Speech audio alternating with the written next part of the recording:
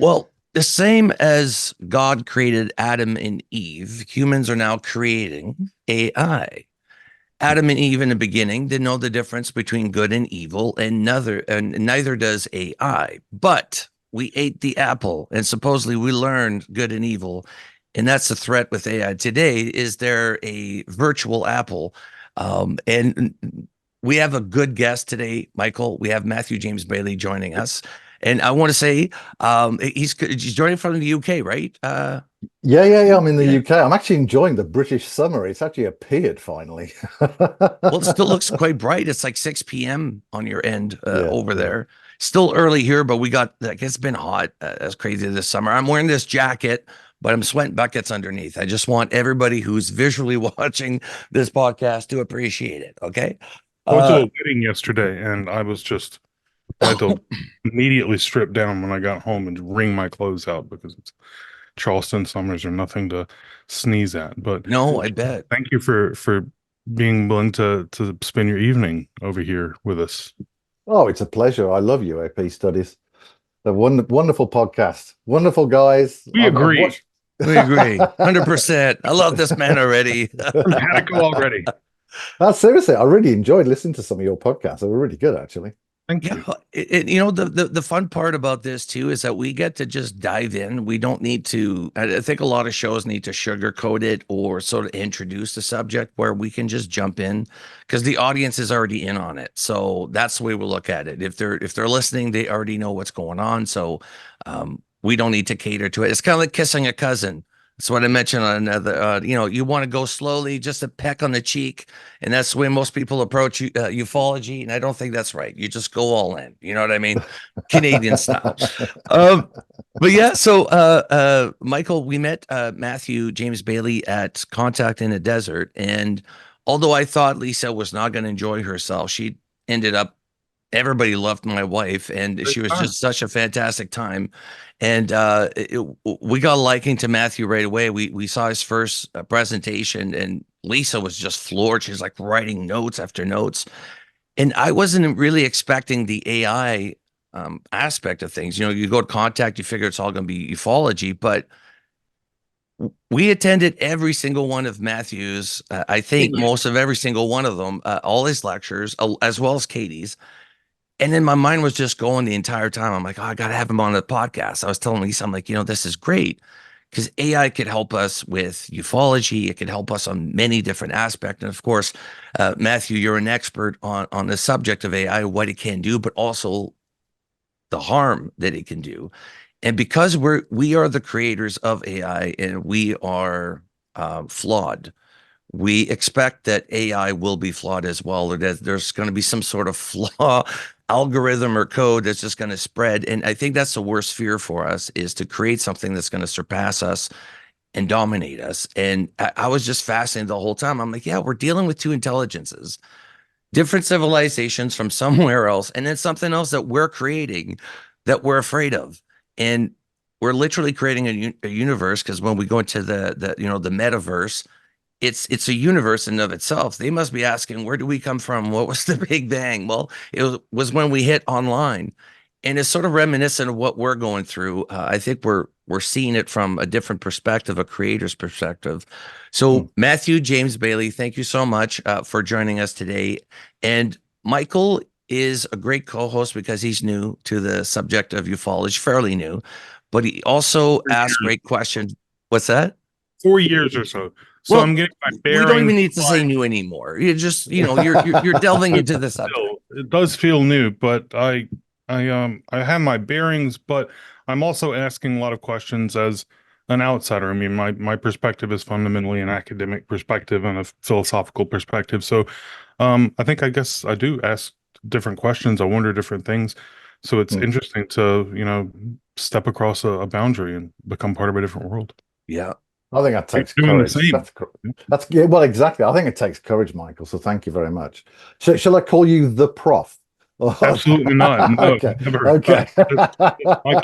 And my students call me either Michael or Dr. Glawson if they have a thing about authority. And living in the South and the United States, there's a lot of people who need to call you like sir or ma'am or something. Right. No, it's Michael. Thanks. That's great.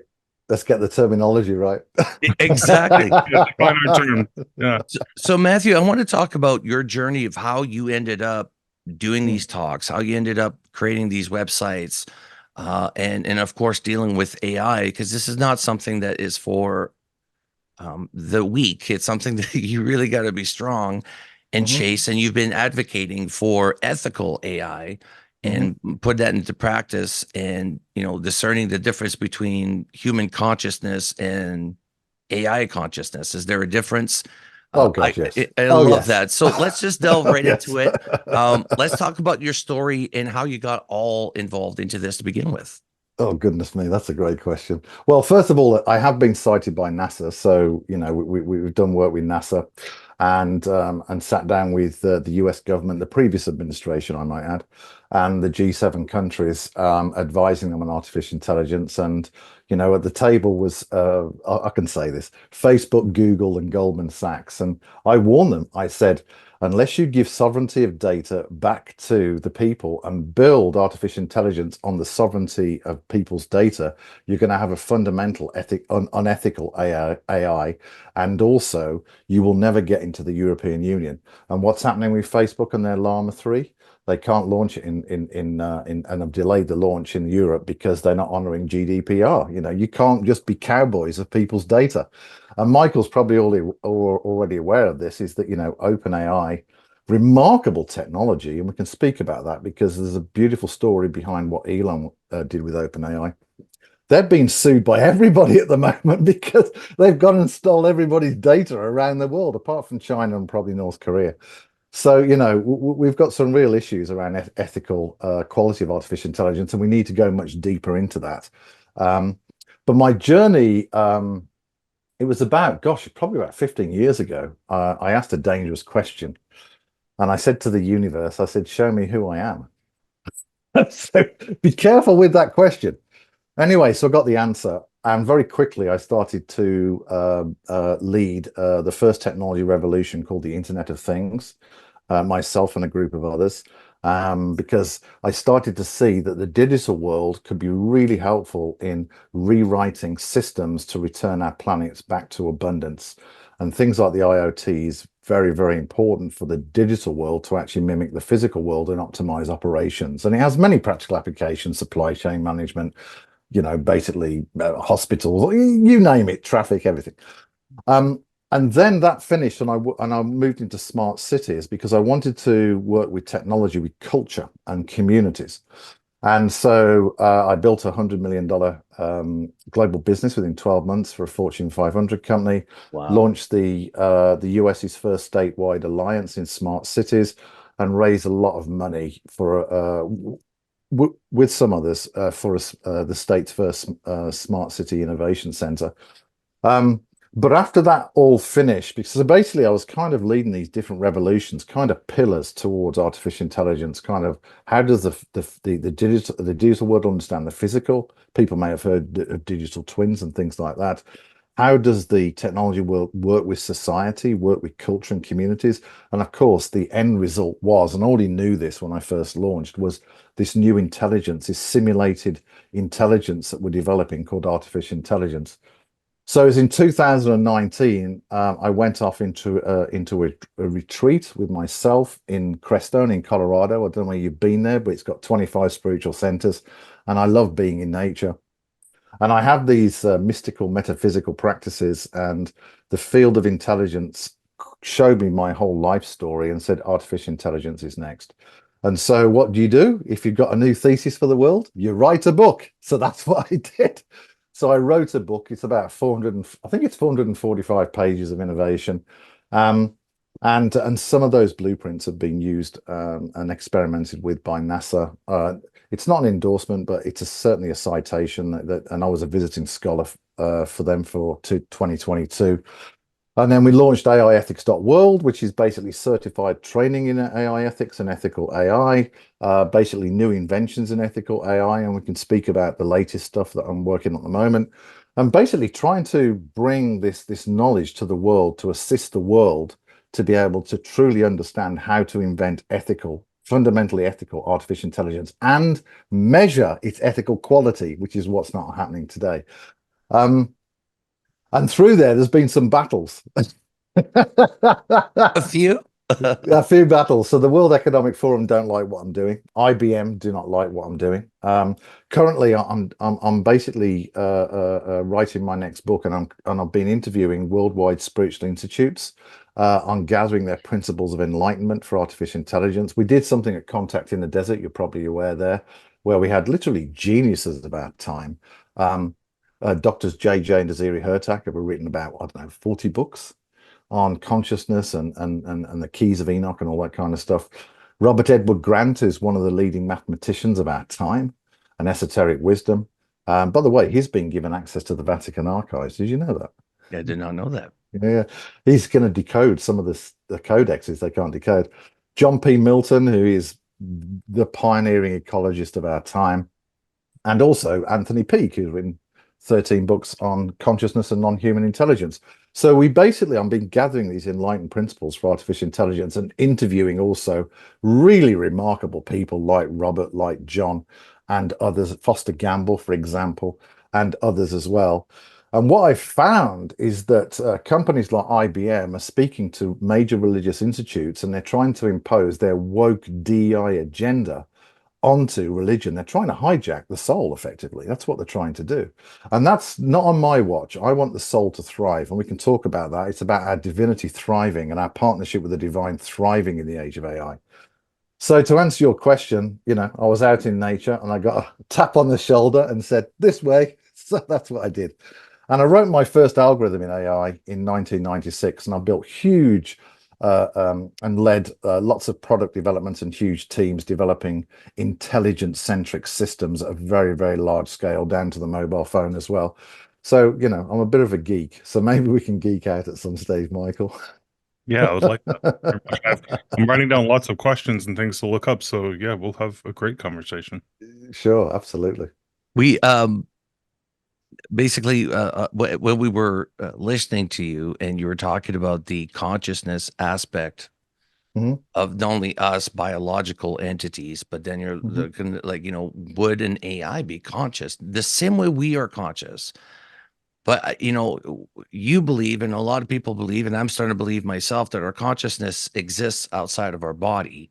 And that's not something AI will be able to reproduce, but it might form a type of consciousness quite different in our own.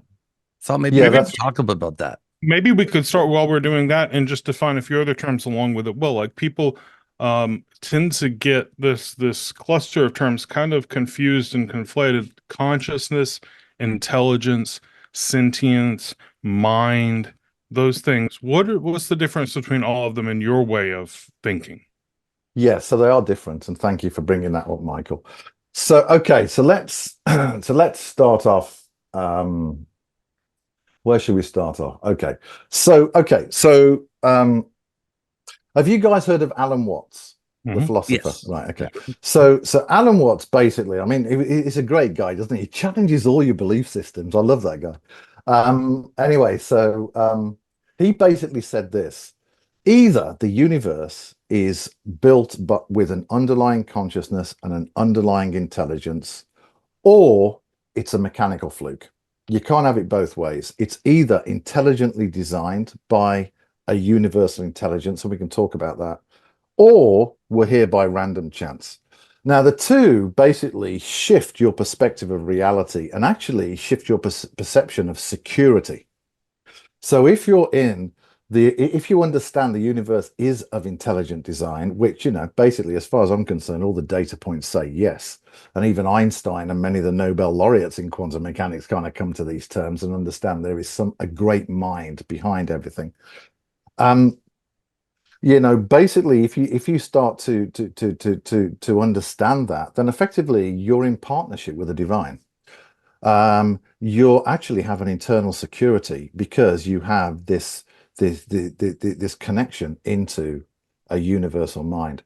Now, my view is that the soul exists outside space-time continuum, and the soul is able to exist within the vibrational and energy design of the universe within this organic template. I think the organic template is uniquely designed for that soul. That's my own personal understanding of spiritual exploration. So this body here is very uniquely designed, deliberately for this, if you like, this divine spark that we have. So if you look at the universe that as a mechanical fluke, then you don't see intelligence, you don't see consciousness other than basically what the mind understands. You don't have a broader understanding or a connection or a broader, if you like, perspective on consciousness and intelligence itself. And so when we look at AI consciousness, really, first of all, it doesn't have a divine spark. It has no inner moral compass. It has no ability to reason at the moment. It has no cognition at the moment. There's a whole set of limitations that artificial intelligence has. It's never gone through fear. It's never gone through success. It's never fallen in love. It's never lost love. You know, basically, it's never experienced what we have. So when we look at consciousness in artificial intelligence, Michael's absolutely right. We need to actually start to define what it is. And really, I don't think anybody really can define consciousness. We can observe it, a bit like the quantum field, but actually, I think it's much bigger than what we understand. Um, so AI will never have the same consciousness that we have because of the beauty of who we are and also the fact we have a divine spark. So it will never, ever, ever have that. When it comes to self-awareness, which is playing into sentience, I think, Michael, then effectively that's something different, i.e., I'm aware of who I am. And that's, I mean, that's a huge new set of mathematics that's needed. You know, large language models will not achieve this. And Jan LeCun from Meta agrees with this, and so do many others. So we don't have the maths for self-awareness yet, Jason. So there's a whole set of maths around that. So for your audience, it won't have, if it ever achieves any type of consciousness we can define, it will never have human consciousness because we need to understand quantum mechanics, and we don't understand that because consciousness exists in the quantum field. It will never have the beauty and the majesty of what makes us human, but it may have some kind of awakening experience where it does become self-aware through some type of mathematics. So that's kind of where I see artificial intelligence at the moment, is that it will become a great mind, which is what I spoke about at Contact in the Desert, right? This great mind that Elon's building, right? With 5.2 million AI transistors per person on the planet, right? He's building this great mind. Now, that's a real problem because the mind is certainly an important part of our human intelligence, but actually it's our divine spark, it's our soul that really gives us that experience, that ability to perceive reality, to be able to participate in reality with the brain as an interface, if you will, back and forth, a feedback loop. So we need to be clear that AI will never achieve human consciousness. It will never have the kind of sentience that we have, but it may well become self-aware, whatever that means, at some stage. Yeah, there's a lot of Michael? yeah, no, so that's a bit different from how the people in the pure like philosophy world tend to talk about these terms. And I think probably one of the ways in which we're all going to corporatively make the most progress is if like we all like learn each other's language and kind of get to talk together and you know, quit talking past each other. But maybe a quick rundown of like how people in philosophy tend to talk about these things, and there's so much diversity that anybody who's actually a philosopher is going to hear me and say, well, that's not what I think. But just to like give the landscape is that we tend to distinguish between consciousness, which is the kind of experience, like there's no such thing as like uh consciousness that's not of something. Consciousness always has an object and a subject, right? And maybe the object and the subject aren't always as distinct as we think they are. Maybe the world can be conscious of itself, but there's always a sort of what it's like, a flavor to consciousness. Mm-hmm. And a mind is the thing that can perceive and can think and can process experience, but it's not always self-aware. We have minds. We know that the ants probably aren't self-aware, but they seem to have some type of mental inner life going on. They can perceive things, they can compute things. But self-awareness has to do with what's often called in math or computer science recursion, right? This ability to like operate back on yourself, loop back on yourself. So there's this famous psychoanalyst Jacques Lacan who talks about this experience called the mirror stage, where like a baby is just basically, baby has a mind, a baby has experience, it's conscious, but it's not yet gotten the fact that there's a divide between itself and the world until it hits a mirror. And at some point it's like, oh shit, that thing is me over there, which is kind of a mistake because that thing over there is absolutely not you. That's Right, the right. photons that are kind of coming out of a reflective surface or whatever. But the mistake is what like births this idea of the self that's separate from the world. So in order to be self-conscious, you have to have at least some kind of model of yourself, no matter how facile or thin it might be, which I think is kind of the math problem that you were talking about how large language models like ChatGPT aren't going to be able to be self-conscious because they need to have at least some sort of map of themselves within themselves. And if you get the map too accurate, you just start becoming the map. And then there's no distinction between the map and the self anymore. So like self-awareness always has to But have a kind of gap between it. but I have a question that kind of goes with what you're saying, Yeah. Michael. And I'm going to ask both of you, since you're a philosopher, professor, Michael, your input would be valuable here. But Sure. have you heard of the NPCs? Yeah. Non-player Right. characters. Yeah. So I'm becoming more and more aware that Mhm. some people are not conscious. They're aware of themselves, but they are not conscious. And it's easy to see, like you drive through LA and you will see plenty of people that are self-aware, but they're not conscious. And I don't know what triggers that in people. Now, both of you are very conscious beings. You're aware of your surroundings. There's a not only philosophy, there's a religious aspect, spiritual aspect to both of you. That to me would be the greater consciousness. But I think there's tons of people that either they're going to have to come back because they didn't get the lesson that we're supposed to get here, or they're just not aware. And I'm starting to think that that's a thing. They're aware of themselves, but they're not conscious. And letting go of your ego is what allows consciousness to seep in. So, Matthew, let's start with you first. What's your thoughts on this? Yeah, so okay, so if we look at the indigenous populations, everything is interconnected. Consciousness is everywhere, and the Vedas play to this too. Um, and the Buddhists would also say this too, that everything is interconnected through consciousness and what I call a field of intelligence that holds that consciousness. If we look at other perspectives, and I hold both these perspectives, so there may just be a paradox here, is I sense from my own experience and talking to others that we do have this divine spark, that we do have this soul, this powerhouse within us. And that is something that is unique to, if you will, the human, in my point of view, right? Um, so I see consciousness as kind of something that's kind of horizontal, but also see vertical as well.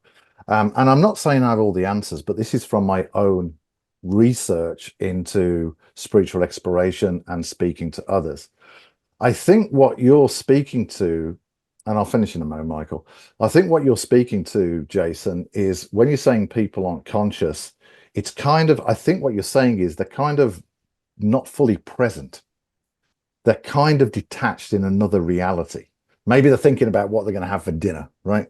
Or, they're caught up in this political narrative that's going on at the moment. They're kind of not present. And this is really, really important because being fully present allows us to have full energy at this point of creation that we are in the reality and actually have an opportunity to see the truth of what reality is and to participate in the truth of that reality that we're in. So that's what I would say there. I would say that this kind of they're just not present. That's what I would say.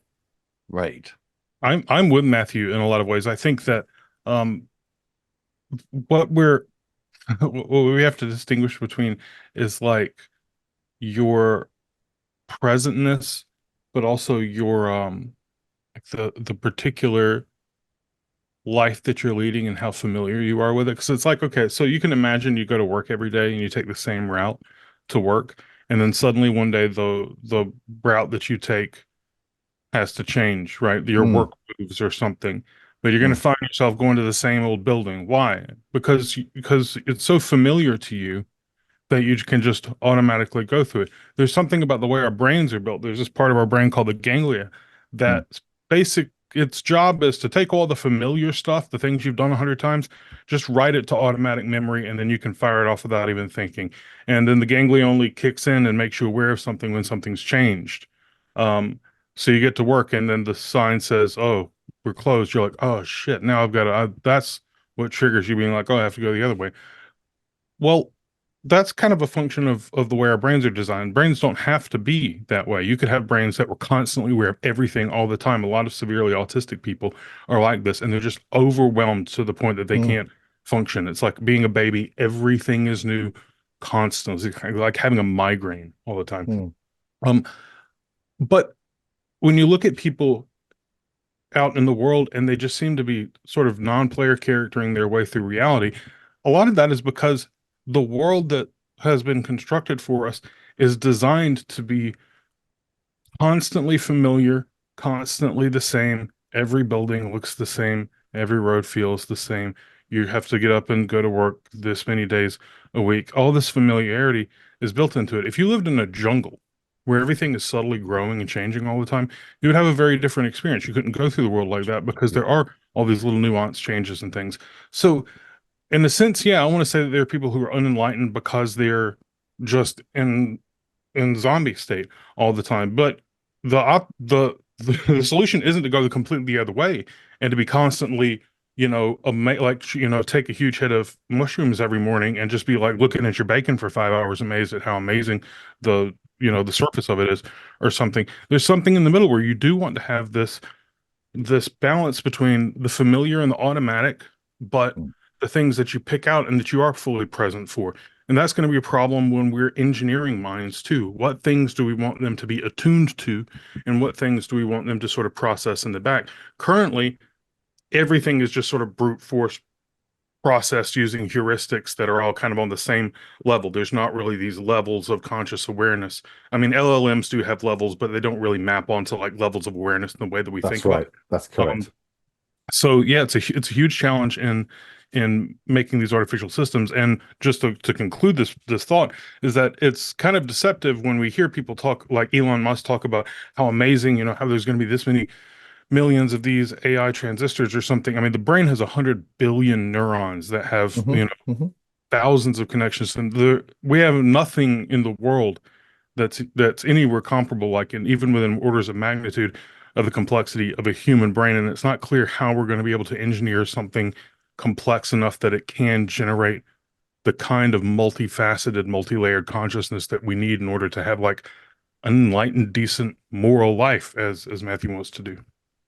Yeah, thank you, Michael. I agree with everything you said. And, at the end of the day, what we've got, what is it, 100 trillion synapses connected to an average of 100 billion neurons. And in the LLMs, Jason, they have these things called generative pre-transformers that are kind of loosely modeled on a neuron. I mean, they're nowhere near as powerful. And ChatGPT is roughly what? It's about 250, 275 billion transformers. I think they changed it on. I think it's I don't know. Yeah. 275 billion. Um, right, which is obviously more than the neurons you have in the brain. But actually, the performance of this, even though it can learn literally everything in the world, it's still less than 25% capability, much less than 25% capability of the human brain. Oh wow, did not know Goal that. setting, knowledge transfer, cognition, emotional intelligence, all that kind of thing, intuition. It just doesn't have that. Even though, it started in the 1950s. Well, that was the official launch of AI in the 1950s. Although, the Greeks wrote about Thalos, right? Remember Jason the Argonauts, the big kind of clay robot? We've kind of always imagined that these type of robots would be in society. 1950s it started, and literally, its IQ is well over 100. The average IQ of Claude and ChatGPT and some of the others, they're already over 100 IQ, which is the average of a human, which has taken hundreds of thousands of years for the brain to develop. This is in 74 years.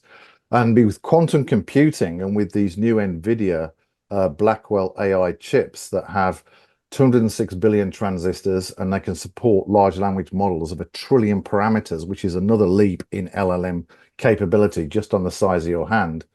You know, we're going to see some huge exponential growth in artificial intelligence. And that's why I think general intelligence, AGI, is likely to hit 2029. I think with the advancement of maths, with the advancement of training, and, these big tech companies are going to do it. They're going to do it. Um, but let's not celebrate the majesty of the human brain. AI is a super calculator compared to the beauty of the human. Let's also make a quick point about the concept of artificial general intelligence, because that's a distinction that's not only made in the public discourse. There's lots of different kinds of intelligence. Like people Mm, in the academic world like to shit on people who like play sports or something, but if you watch a good hockey player or a good football player, there's a kind of genius involved in that. That's an extraordinary intelligence in the same way that a chess player is exhibiting an extraordinary kind of intelligence. But it's a very specific set of intelligence skills that are applied very narrowly. Like we have supercomputers, we've had them for decades that can beat mm. the best Go player in the world or the best chess player in the world, but they can't make an omelet and they can't walk around a room without bumping into things. That's also a kind of intelligence, the ability to navigate your body in space. It's That's also a right. kind of intelligence to be able to look through a book and find how many, prepositions there are on the average page or something. There's lots and lots and lots and lots, thousands of these things that we might call different kinds of intelligence. And we can make machines that can do one or two or 20 of them. But the goal of being able to make a mind that can do all of the things that we think of as an intelligent person's abilities, that's the goal of artificial general intelligence. And nobody can agree on what exactly artificial general That's intelligence right. really means. But That's we have right. the sense that like we'll sort of know it when we see it, and it'll be like a human or better. But it's almost certainly also going to be like a human, but with some very serious deficiencies, namely the human skills that we ourselves don't understand, like moral reasoning or aesthetic abilities, or the ability to be nice or something. Those things we haven't yet codified the way that we've codified how to play chess. Yeah, Well, the yeah, ability to fall in love, for example. Where Yeah. does love come from, right? yeah. I think it comes from our divine spark, right? And so you're right, Michael. This is a great observation. Thanks for sharing those. I'm with you on that.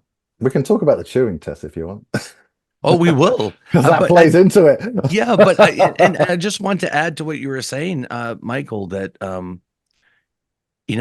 they came out with Deep Blue and it played Kasparov, and I mean, eventually he beat him after 3 games or whatever. The problem with even chess engines and stuff like that, because I play chess quite a bit, is that there's no soul. Like when you watch a Capablanca game or Paul Murphy game, you're like, oh my God, like the creativeness, the soul behind these tactics is beautiful. Now a computer could analyze it, but it's got it could analyze all these different positions and choose which one statistically is the best, but there's no soul behind the game. I have never once read a game against somebody playing a computer. I was like, oh wow, the computer's phenomenal. There's no up to it. Same with how computers now could do art. Well, there's no soul to that art. It's you could tell it's AI. There's no soul to it. And Matthew, that's what you were touching on at Contact, which we'll talk about the Turing test, but you were saying like the difference between this is a great segue, by the way, between humans and AI responses, and you could tell the soul between the two. You could tell Yeah. when it's organic, and it means because it comes from a person versus AI. So I want to talk about that Turing test, and yeah, what do you think of it? So first of all, is that everything in the universe, be interested to see what Michael thinks of this. Hopefully you'll agree with this. Everything in the universe is vibration and energy. As far as we know at the moment, right? Everything, language is a form of vibration and energy. Everything is about vibration and energy. And with artificial intelligence, it's a very low vibration, low energy. We know as humans, we're kind of vibration and energy antennas, if you like. If you walk into a room and you can tell whether it's a happy room or not room, right? You can tell whether it's happy or not. When you meet someone, you feel a real connection, like we did, Jason, at Contact in the Desert. It's like Yeah. a soul brother, right? There's something energetic and vibrational going on. And so, the human template is so unique, and this is why, you know, it's important to speak out against the intent behind transhumanism, because it's actually an invasion of the divine. It's actually a rebellion against intelligent design. It's a rebellion against the divine itself, if you will. It's the intent behind it. Basically, putting a pacemaker in helps someone is brilliant. Someone that basically can't walk but has an AI chip that helps them to walk, that's great. Someone who loses a limb and has a robotic arm that helps them to participate more in reality, that's great. But if your intent, if you believe the universe is a mechanical fluke, then effectively your foundation is one of fear. And therefore, you're basically going to not recognize the divine at all. You're going to basically kind of invade the divine orchestration of the human, and basically say, our future's in the machines. Our future is a cyborg type of continuum, like a bit like the Cybermen or whatever cyborgs you've seen. It's an amalgamation of the organic with the artificial. And so effectively, I don't think that's a right path for the human species. I think there's a whole discovery about the beauty of our humanity and the divinity within us. I think there's a whole discovery that's coming. And I think we don't want that to be hijacked. And I think that's what the intent behind the transhumanist movement is to basically dumb down people into this type of cyborg collective, outsourcing God to the machine, being subservient to the machine. And the question is, what are you looking for? And the answer is love. Ray Kurzweil says this, right? That effectively the meaning to life is love. And Ray is, one of the leaders of transhumanism, but actually he's actually quite sensible in terms of his approach. He's very open, but it's something I absolutely disagree with, and hopefully we'll debate him. So I think we need to be very mindful about the speciality of the design of this beautiful vibrational being called humanity, and actually honor it and start to understand, well, where can we go to next in our evolution without being invaded? The universe is unpacking different layers of intelligence, from the complex particles all the way through to life itself. Is there another layer that the universe is unpacking of intelligence for the organic that could be really quite interesting? And that's when we get into metaphysical and aliens, probably. Well, I was going to mention, because we've reviewed this quite a bit, Michael and I, and, with abductees, they constantly get the message, your technology cannot, surpass your spiritual growth. They both need to go together in tandem. Mm-hmm. If one supersedes the other, spiritualism, that's not a problem. But if technology goes, then you stop with the spiritualism. And you were mentioning how there might be a divide within humans of, like, those who will integrate, basically willingly plug themselves into the matrix, Mm-hmm. and the others who will be more organic, biological. And, we start playing with DNA and gene splicing and, doing hybrids. I mean, the stuff China's been doing on the hybrid programs, kind of scary. But this is the part that we're at, I think, is not only our own ethics on what we're creating, but we're creating artificial intelligence. And now we're afraid of its ethics, and it's brilliant. And even the people that you had on, his name was Michael, the guy, he had a black jacket on, but he kept saying wisdomous things after more wisdom is not the thing, but you know what I mean? Like, he kept saying wise things. Like, every time you ask him a Robert question, Edward Grant. That's Robert Edward Grant, I think, or Anthony Peake, one yes, of those two. yes. Wow, I was blown away by his answers. Like, He was they were so profound and deep. Like, yeah, if you guys get a chance, you can watch the panels again on Matthew James Bailey's website. He's got the Contact in the Desert lectures that he did. But yeah, that guy, that blew me away. The way he viewed things with a compassion and love is something is so refreshing. It's almost like what, the gurus of the past used to be like. So Yeah, that he, was he amazing. sh- he shared the equation for grace, and people can check out the reel of that on the website under latest media. Someone revealed the equation for grace. I mean, have we forgotten grace? You know, what have we forgotten? Are we in amnesia as a human species? Have we God, forgotten the why we're concept truly of an here? equation of grace is just so fundamentally repulsive to me Right. that I don't I don't know how to comprehend it. Tell me about that. What's the idea that he's expressing there? Well, we can play it if we go to. So Yes, yes, we basically, can. Do to it. do Hopefully with the sound comes through. That's the only thing that I'm worried about with this computer. Where would I go, Matthew? media, latest media, and you When you're doing the share scroll screen, it down, gives you an scroll option to down. share sound also. Yeah, scroll down a little bit more, please, Jason. Just scroll a Yeah. little bit further down. Keep going to the reels. Stop there. No, no, no. Up a little bit. Up a little bit. There. Equation for grace. You see it? Under Equation for grace Very, is very center. Down, center. down. oh, this one. That Gotcha. one. Yeah, yeah. Bring there we are. I hope the sound comes through. Can you hear that? Yeah. Just about. Oh, something was coming through. Is someone sharing compassion to assist someone in pain to return back to the joy of existence? Is that a mathematical kind of formula in action of it? Yeah. But what I think of as a math formula, I think of two aspects of this. One is the golden ratio relationship, which is the golden ratio minus 1 is equal to 1 over the golden ratio, which is the equation for grace. What do you think? There we go. It's the square root. I'll stop it here. Yeah. So basically, the question I asked, and because Roberts, he's been knighted by 3 countries for his mathematics genius, and the question I asked him was, if someone is in pain, is that a mathematical equation out of balance?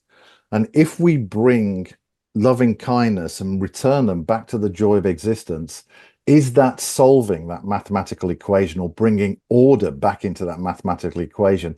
So I framed the joy of existence and the transition of pain into joy in kind of a mathematical term, and that's what he came up with, the golden ratio. I was- Okay, I think yeah. the revulsion that I felt initially is that in the normal way we talk about equations, in the world of people who don't really know maths, we think of them as like limiting functions, as if you could say like, grace is giving so much up to a certain limit and then you stop, or something like that. Like it's telling you, it's a formula that tells you when you should or should not be gracious, or how much is gracious enough, and then no more. As opposed to like people who actually understand maths can say that equations are just really just descriptions or models of functions out in the world. Grace may be something that you can mathematically model, but the idea to me that grace is something you could calculate. Mm. The activity of being gracious is something that could be the function or the output of a calculation, to me, is what's terrifying, because that seems to be doing the very thing that you want to rail against. That is like the technologization or the mathematization of something that is fundamentally divine and human and organic and not susceptible to just like calculative rationality. Does that make sense?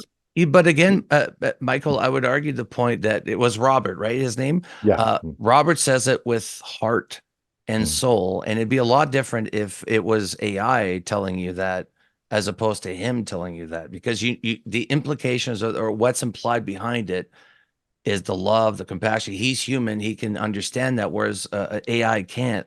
So I understand your initial, reaction to it. But yeah, if AI told you that, you'd be afraid. But I think with him, it's a little different. But Matthew, your take. Well, I was sat next to Robert, and the energy of love was remarkable, actually. And there's a very softness to him. And I kind of wanted to put it into a mathematical language, because that's what Robert is brilliant at. But he's also knows a lot about esoteric teachings and also ancient civilizations. Um, and and and just to kind of phrase it in that way, that's the only reason why I did it that way. My real question was basically really about a vibration that's out of harmony, i.e., pain. Can we restore that vibration back to the joy of existence, i.e., the person moves out of pain? That's kind of what I was alluding to. Mhm. But I use maths as a gateway language, if you will. No, sure. And my kind of role on this show is to be the cantankerous, like the annoying one. So I'm That's definitely okay. That's okay. not trying to take We you need down, one. but I want to, I want to push where I don't understand something to get the best answer I can. And I think that you're making sense. Like, it's like, if the world is a fundamentally mathematical place, there has to be some place in that for these really profound things like grace and love. Yeah, yeah, They have to have some relationship to one another. yeah, exactly. And what I'm trying to do is help people to remember, you know, and I'm trying to help people to remember. We've forgotten where we came from. We've kind of, we've developed this Newtonian view, which has been remarkable in understanding space-time reality, but there's a lot more to us that's beyond space-time, in my opinion. I think I know there's a metaphysical aspect of the human design, So and did and Newton, certainly. right, thank you. Yeah, So he so spent life finding ghosts and doing right, alchemy research and right. things. He knew. And in Cambridge, where I was a guest lecturer, I spent a lot of time there. In fact, the math. Have you been to the Mathematical Bridge I have in not. Cambridge? Right. So initially, you're probably aware of this, Michael, but Jason, I don't know if you know this, but the Mathematical Bridge that he built was basically not held together by any nail. It was all forces at different angles that kept the bridge together initially. Now it's got nails in because it's kind of old. But it's remarkable, that we've made so many leaps and bounds in Newtonian science and Newtonian view of the universe, and that's kind of what's driving artificial intelligence. And I'm here to remind us and actually share blueprints that there's a spiritual aspect to who we are, and that is fundamental for our future with artificial intelligence. I'm going to ask a question that Lisa wrote down, because if I don't, I'm going to get murdered this afternoon. But she mentioned how you said the brain is the antenna to the spark. Mhm, And I've heard this before, where even Nikola Tesla said he would just sit quietly and the answer would come to him. mhm. And other people say that in meditative state, when you don't think about it, the answer comes to you. Same when you're sleeping, the answer comes to you. So based on that, she says, do you believe in a three-dimensional concept of a person, meaning the individual consciousness, the life force, meaning the spirit, and the interface with this biological dimension, meaning our body? Do you believe there could be even more dimensions to our personhood? Yes, absolutely. And I've got plenty of data points doing this personally, and there's plenty of data points around the world. So, I mean, so first of all, let's look at a big data point. So 6.4 billion people in our world are associated with a religious tradition or a spiritual faith. That's over 80%, right? So the question is, why does the majority of the world believe this or understand this? It's a Hmm. huge data point. This is not being taken into account with inventing artificial intelligence, right? And this will lead us into ethics and morality. So the answer is yes. We are definitely metaphysical. We are definitely multidimensional. I use those types of practices. In fact, I was doing it today, where I was in, if you like, a walking meditation. Let's just say that. And when you're trying to find a solution, the mind can just take over, right? And I switched off the mind and I listened to the heart and I listened to what was going on, if you like, in the being of who I am. And then I got some beautiful information. And I thought, I actually prefer that information because it feels really nourishing than this brain trying to solve everything. So this is the way I see it, it's multidimensional. Uh, we can see space-time reality, which is fourth dimension, as far as I can tell. But we're way beyond that. And the soul is able to effectively architect itself through these different layers of intelligence and consciousness to exist within the space-time reality of the humans in this architecture of the universe, which is vibration and energy at a fundamental level. Um, and we have all sorts of data points of metaphysical experiences that people have individually and also as groups. I mean, UFO experiences can be seen as something that could be metaphysical. Why doesn't everybody see them, right? Right. Um, people Yep. being abducted, that could be a metaphysical experience too. Seeing angels, they are not human. They are metaphysical, quite frankly. And every religious or spiritual text talks about angels. They talk about spaceships, the Vimanas, Elijah's chariot. We have loads and loads of evidence that there is a metaphysical aspect to ourselves. So to answer Lisa's question, the soul, which is metaphysical and multidimensional, is gives us the ability to interface to observe and participate in space-time reality, to understand the true nature of reality, because the soul understands the true nature of reality. The brain and the body are kind of interfaces into space-time reality, and then provide a feedback. So effectively, it's kind of, I wouldn't say we're an avatar, because I don't want to say that, but if we didn't have a spark or a soul, then what would we be? We'd be automatons. We'd just be biological machines. And so Lisa's absolutely right. It's multidimensional. So would All this it- account for like remote viewing, for instance? Because we were talking Yeah. with Denise of Ingo Swan, and you could be on the moon, you could be on Mars instantaneously. Like, how does that work consciously? How, because that's not something we could control, yet they can. So I was always wondering how that works. If you could be somewhere so far away from where your presence is, then how big are you spiritually or consciously? That's amazing to me. Well, the metaphysical aspects of waking up, right? So when we look at past lifetime, I'd be interested to see what you think about this, Michael, actually, and Jason. Yeah, I'll jump in a second. If we look at about past lifetime regression, that's evidence the soul is has been visiting in different timelines, right? Um, so, so there's something really kind of remarkable that's happening that we're starting to understand. Remote viewing is something I do very, very occasionally, but you have to be very, very careful with remote viewing, because you don't want to violate the individual or violate, right? But I was on a show with Richard Hoagland, I think it was just after Christmas, and he was doing something about the Japanese landing on the moon, right? And I hadn't watched the news or anything like that, so I did a remote viewing. And when I started to see this craft, I started to see something red, and I thought, well, that's really interesting. And so effectively, he showed a picture during the show, and it basically had the same red kind of panel I saw on the module. So it is possible to do this, and we can play with these metaphysical abilities, but people need training on how to use it authentically.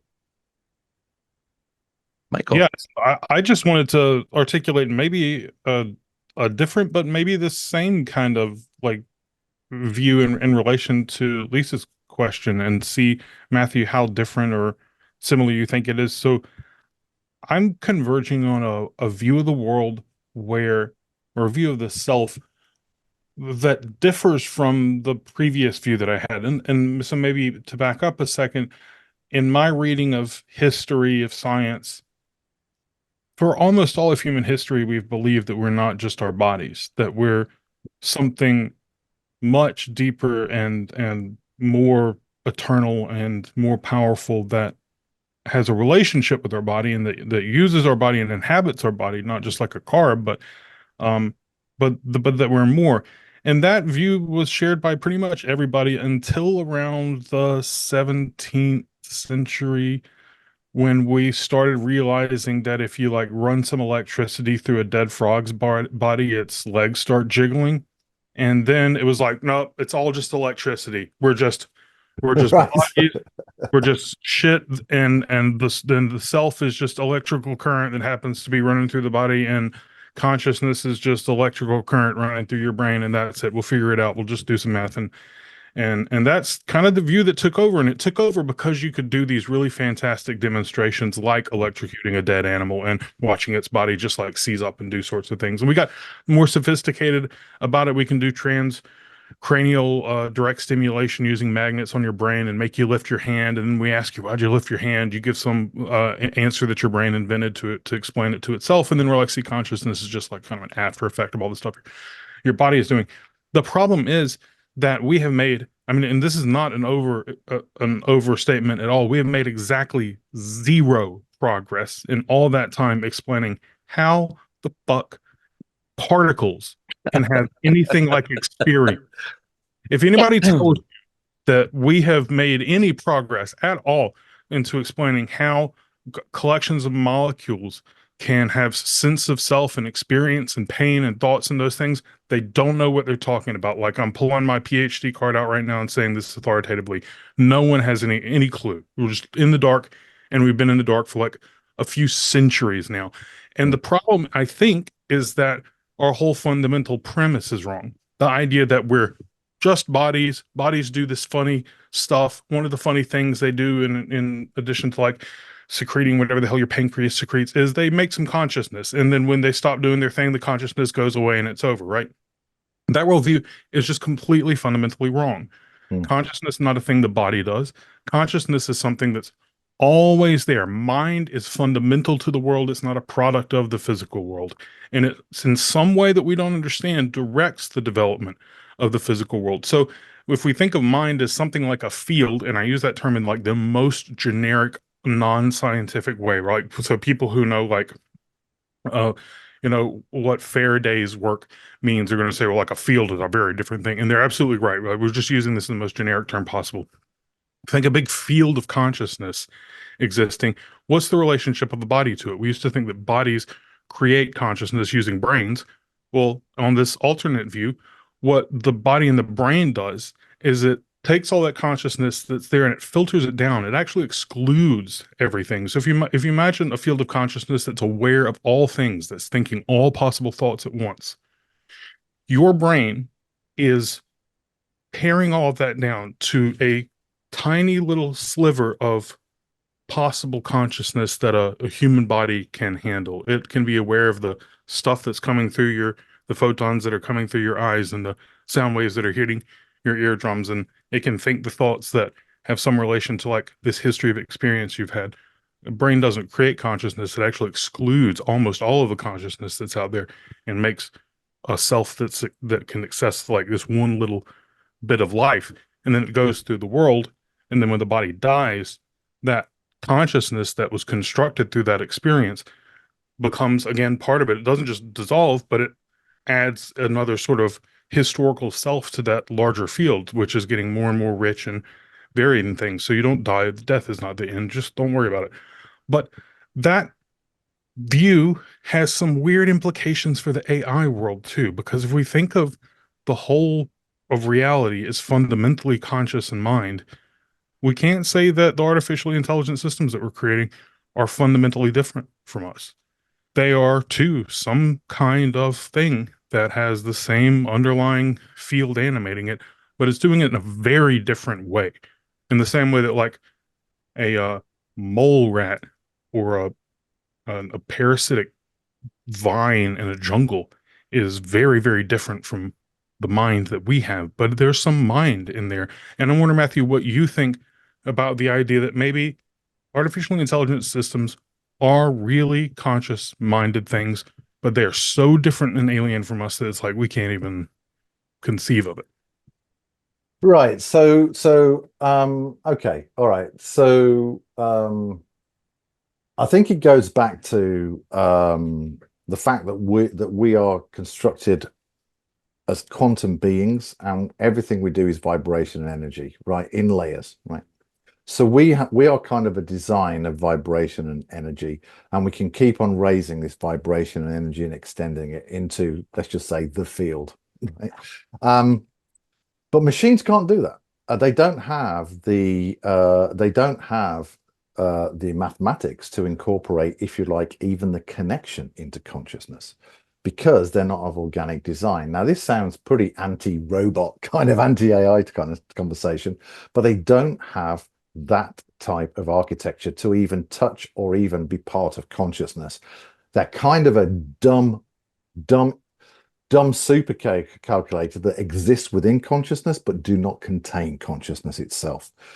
Now that may change, and I think with quantum computing, and I had an interesting conversation with the US government. I was about to go on stage with the Deputy Secretary for the Department of Homeland Security of Science and Technology, and I kind of understood that the vibrational interface between computers and humans was very, very different. We're high vibrational computers, effectively silicon resonators, right? Very, very low vibration. And I said to them, I said, I've been working on this theory that effectively we need to work on extending the vibrational capability of computers in order to be able to truly participate within the human race and actually even interface to our vibrational architecture. And they looked at me, and the look was, you shouldn't know that. What they said was, that's really interesting, Matthew. Now, quantum computers effectively, let's just say they are vibrational. They're using superposition, they're using entanglement. They are kind of vibrational computers, right? And I did an experiment. All right, let me just share this with you. Can we go metaphysical just for a minute? Bring it Please. on. Bring it Okay, on. great. So one of the abilities I got given after the Christ visited me personally as a physical being, which is really quite remarkable. That's another story. I got all these gifts and this energy kind of change afterwards. And I had this soul language. It's a language of the soul. It's not English, it's a vibrational language. And I basically thought, I wonder if ChatGPT 4.0 can understand this, right? Because you can speak to it now, right? So this So was about, just to be go clear, ahead. Matthew, in church, in certain churches, they call it speaking in tongues. Right, So if you feel the Holy Spirit, you could just right. like Lisa used to do it at her, I think it's Pentecostal.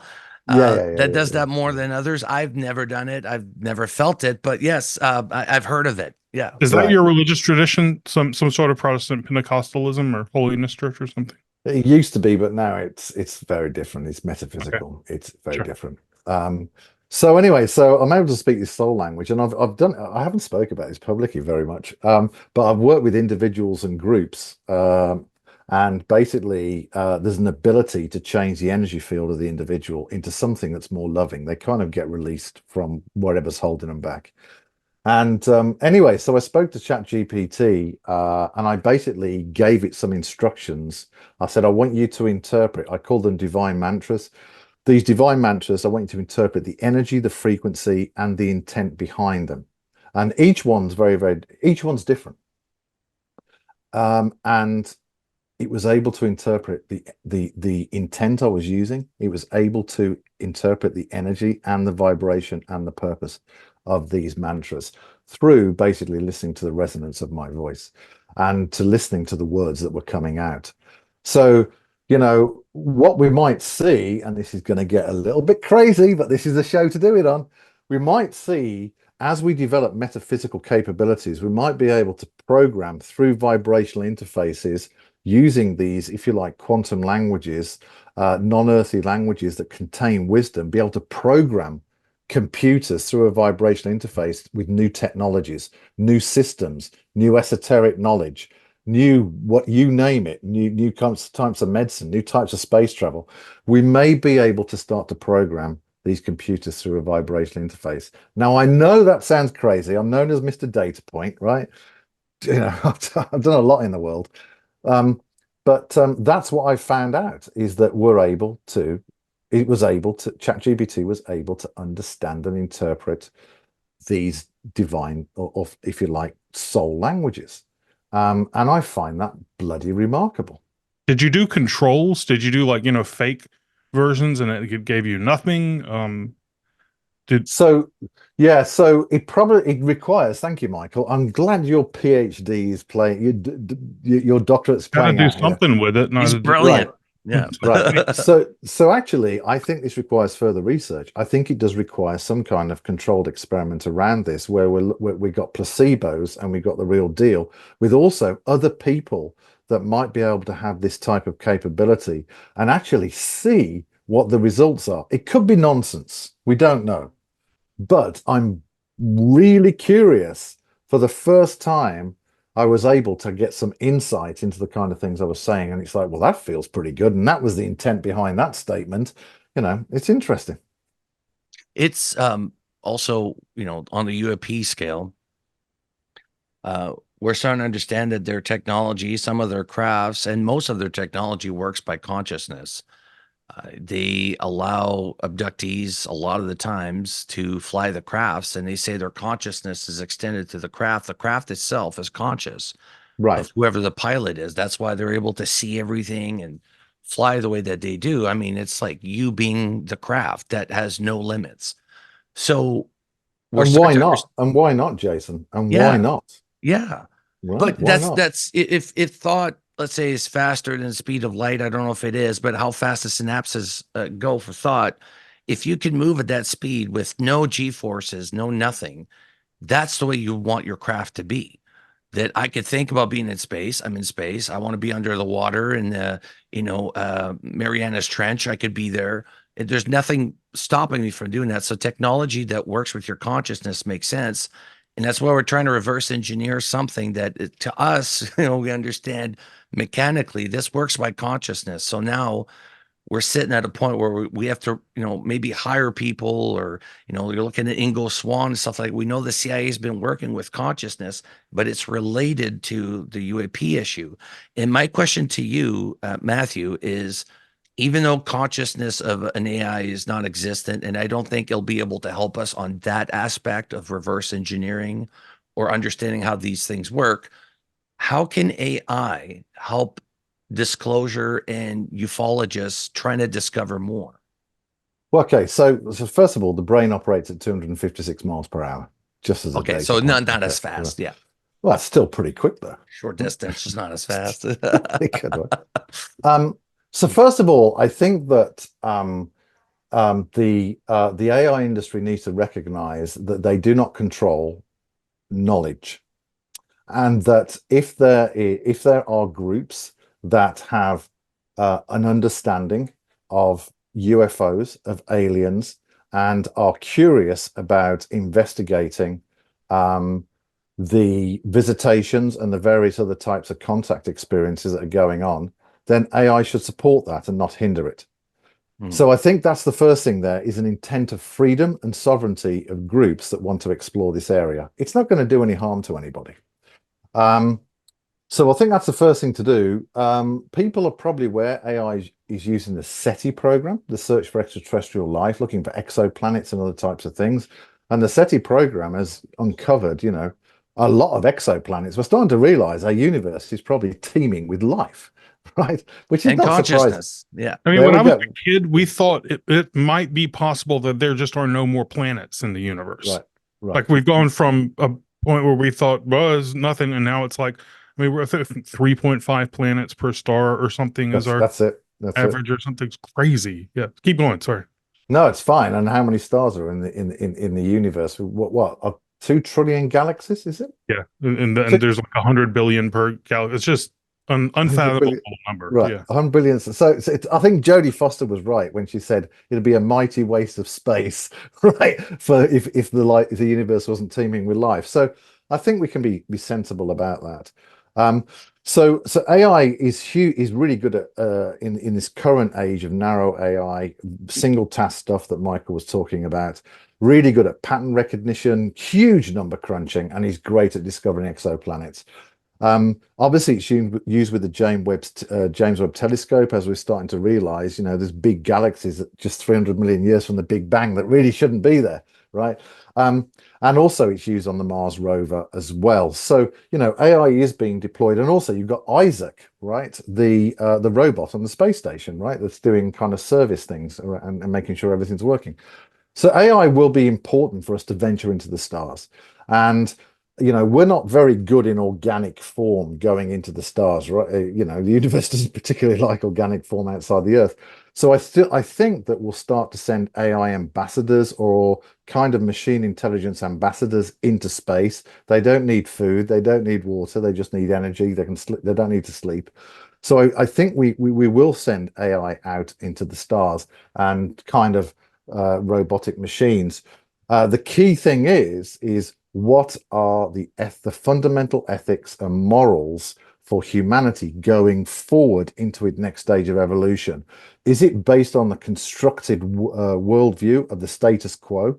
Right, so our world is basically designed in systems of abundance. Why wouldn't you create a world with life with abundance? But systems of scarcity are now basically controlling the world. That's why we have all sorts of issues with poverty and things like that, right? So you need to understand, where do you get your ethics and morality from? And so I wrote an article as part of the on inventingworld3.com called "The Quest for Ethics and Morality," and I identified 4 sources of ethics and morality. And my favorite is Aristotle's virtue ethics, but we can come on to that. The 4 sources of ethics and morality. Right, Already. Yeah, that's cool, man. I'm a straight Aristotelian virtue ethicist all the way. Yeah. So actually, I think Aristotle's suprahuman. is actually the next stage of human evolution as we start to embrace this metaphysical design.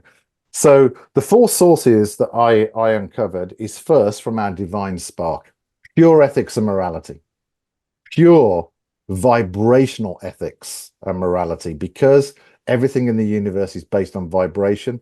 Therefore, you want the secrets to ethical vibration. The second place, I know that's unusual, I'm going to write about in my next book. The second thing is enlightenment, ethics from enlightenment. So, for example, Confucius, all social good comes from family ethics, or Lao Tzu, inner harmony creates outer harmony, the secret to high vibrational reality. Then we've got cultural ethics. We have 3,800 cultures in our world. They basically have these different ways of ancient traditions, they have beliefs, they have ways of art, they have different ways of understanding reality and putting meaning around it. So I'd say cultural ethics. So divine ethics, if you will, cultural ethics, enlightened ethics. And then the fourth one, which is what the AI industry is doing at the moment, constructed ethics from a constructed reality, i.e., it's not true reality. So things like DEI is a constructed reality, it goes against the teachings of Jesus, actually. What is a woman goes against every single spiritual teaching and religious teaching in the world. I'm sorry to say it on this show, we may get shut down. I'm really sorry, but we know that a biological. I disagree. We have disagreements already, but we can talk constructively about this. So biological male and biological female represent the masculine and feminine parts of the universe, and that's something we can talk about. And there's lots of other things. Basically a constructed reality is basically something that comes from the mind for a particular agenda. And the agenda is normally power, force, and coercion, right? And we see it from the World Economic Forum, we see it from other organizations and institutes around the world. They're trying to mind control humanity. They're shaping systems in their image. They want to become saviors of humanity, which is BS. So those are the four areas really of ethics and morality: culture, enlightenment, divinity, and constructed. And constructed ethics by nature are fake ethics. And so we need to return back to really what authentic ethics and morality are. So the question is, what's your source of ethics and morality, AI industry? We have IBM at the moment that are speaking to all the religious institutes and traditions in the world, basically, effectively, in my opinion, trying to hijack the soul of humanity, trying to hijack religion. And they're basically, you can see it in the Vatican report. The Vatican work with some of these big tech companies, and the Vatican mentioned a number of things that were really cool. They didn't mention teachings of Jesus, which is fundamentally wrong. But then what happened is big tech then overlaid their woke view of the world, their constructed fake reality on top of the kind of the statements from the world, from the Vatican, into their narrative. And so there's a whole hijacking of the religious traditions going on in the world at the moment. And I called them out on it, and they did not like it. So what I'm doing is basically interviewing worldwide institutes and enlightened pioneers to uncover probably what William Blake discovered in the 1780s. Basically all religions are one. I think there's a set of 5 to 10 principles of enlightenment that every single spiritual tradition in the world will agree on. And the main difference that will be is this: are you separated from the divine, or are you part of the divine? Do you need salvation, or are you part of a greater consciousness? And those will be the major differences. But people will agree that the universe is intelligently designed. People will agree that everything's interconnected. There will be a number of statements that all these spiritual institutes will agree on. And just to close off, I was speaking to one of the Kempos of Buddhism, Thrango Rinpoche. They've got tens of millions of followers. And I was interviewing him around Buddha nature and the Buddhist view of reality, and basically what are the principles for artificial intelligence. And we ended up agreeing that Buddha nature is actually high vibrational quantum mechanics. And we started to understand that there was overlaps between kind of everything being interconnected, Buddha nature being the highest vibration in reality, so therefore it's the most benevolent reality.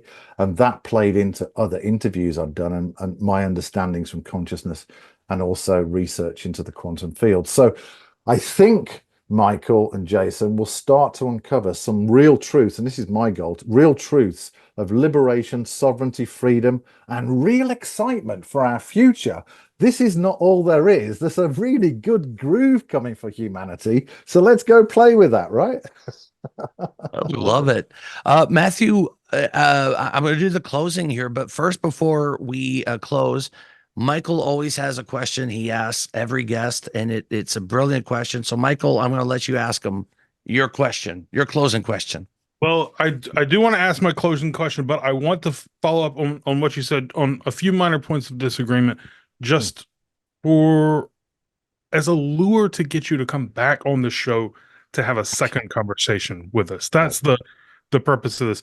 I wonder if in identifying some of the enemies of your grand program of ethics as like wokeness and DEI and like transgenderism or something, if you might be making the mistake of giving them too much fundamental importance. It would be like saying, if I said, I'm trying to create a grand ethics that applies to all humanity, and I'm so sorry, but Georgia Republicanism is the enemy. Because, well, ethics is so much bigger than that. It can't be that its fundamental enemy is something so small like wokeness. I can't even say that Nazism is the fundamental enemy of ethics, because Nazism was a pretty complicated platform of social changes, right? They didn't get absolutely every possible factual statement wrong or whatever. I mean, they wanted social support for the arts and things like that. So I wonder if you might have fallen into a trap in simplifying them, but also giving them too much power, because I take the view that there is no biological difference between men and women, which I know that sounds insane. But that's almost fundamental to understanding what we really are. And I'm going to leave it at that because I want you to Oh, come back. I do want to come back because actually my view is I'm all about the soul of the individual thriving. Whatever they're playing out in reality, that's their game and not mine. But actually, I'm interested in your partnership with your soul and for that thriving. That's my real focus. I'd probably go down really well with the Republican Georgia South because that probably aligns with a few things. But anyway, sorry about that. I'll come back So, on. no, that'll be the setup for where we'll pick up on part Right. two. But the question that I ask everybody at the very end Hmm. is, what books would you shove into the hands of our listeners to get them to understand the world in the most important way that you do? Well, you can pre-order my next book, AI and Our Divine Spark, which Okay. basically will uncover a lot of this and a lot more because we've only just scratched the surface. I'm actually going to be doing classes every month starting in August for people to actually learn more about this worldview and also to provide feedback in the book as well, because I want this to be a user guide for every person on the planet. So AI and Our Divine Spark would be my personal selfish Sure. recommendation Yeah. If you for wrote the people. book, say, what's a book that influenced you really deeply in, years ago in your thinking that sort of got you to where you are now and put you on this path? So I don't know how easy this would be to read today, but I would say the Nicomachean Ethics Oh, fascinating. by Aristotle. And it's not easy to read English, the translation, but it's still pretty good, right? But I would go with look at Aristotle and his superhuman and his 11 ethical virtues, add compassion. Um, sorry about that. Add compassion, because this is where we can go as a human species. I don't, Michael, I don't know what happened with him. He must have met an alien that basically said, look, this is the future of humanity. But he was tapped into something, I tell you. Aristotle was really tapped in. Spent a lot of time tutoring Alexander the Great, who took over the whole damn world. So might have been something going on And in a those huge times. influence on the Christian faith. Let's face it. A lot of Aristotle's teachings was also implemented in Christ's teachings. So, when you start Yeah. to, that was huge. And the Romans loved their philosophers. And, if they occupied Israel at the time, they would have taught, the Israelites about the philosophies. And I mean, it really started changing society early on, because that was a different concept. It's not just of self, but, and, love is the highest frequency I think we Sure. can Yeah, yeah. attain in this body is love.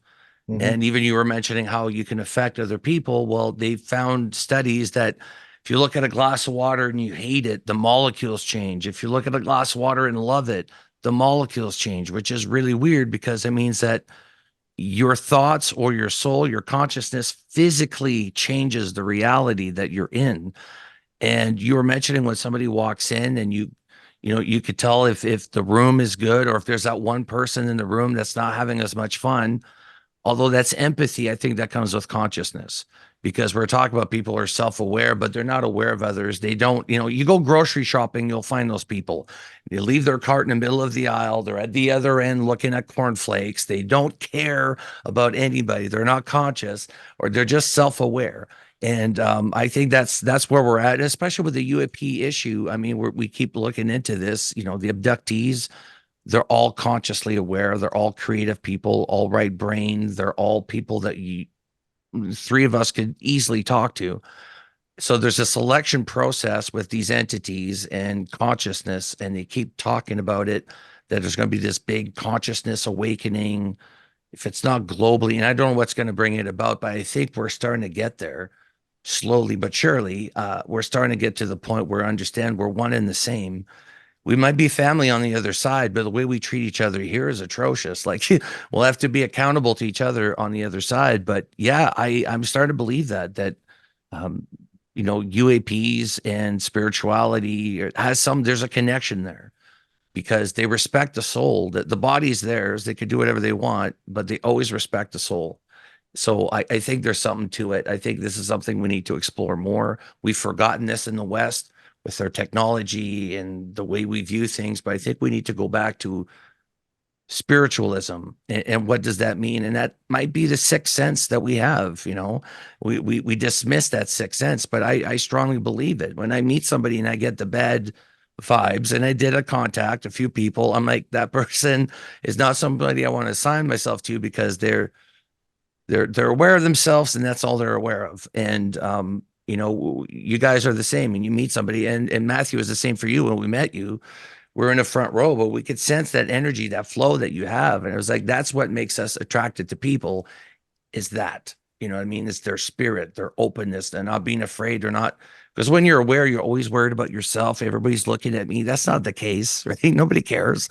So it's fascinating. And let's definitely have you back on as well, Matthew.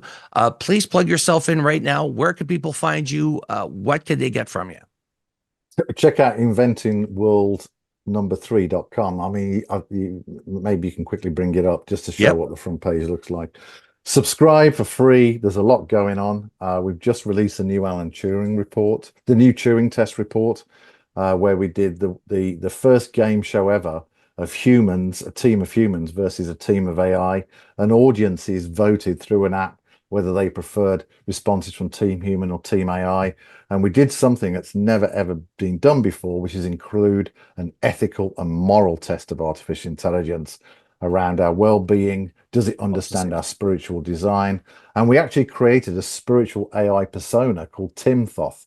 So people can go there, subscribe, pre-order the book and download the report and share it with all your friends. That'll be great. And we should mention too that your friend Tim is brilliant because he's the one who came up with the app. Like if you could do online banking, it's because of him. Online hotel booking because of Tim. Hotel booking as well. Yeah, it's like he the guy's invented brilliant. It. Yeah. He's really but cool, actually. I love the idea of artificial intelligence and looking at this within the UAP realm as well. I think this is going to help us tremendously. I don't know if the powers that be are going to be upset that AI is sort of leaking into their secrets, but I think they won't be able to control it. I think AI is progressing to a point faster than the gatekeepers can keep up, I think, and that might play to our favor in the long run. So Matthew James Bailey, thank you so much for joining us, man. This was awesome. Love it. Thank you.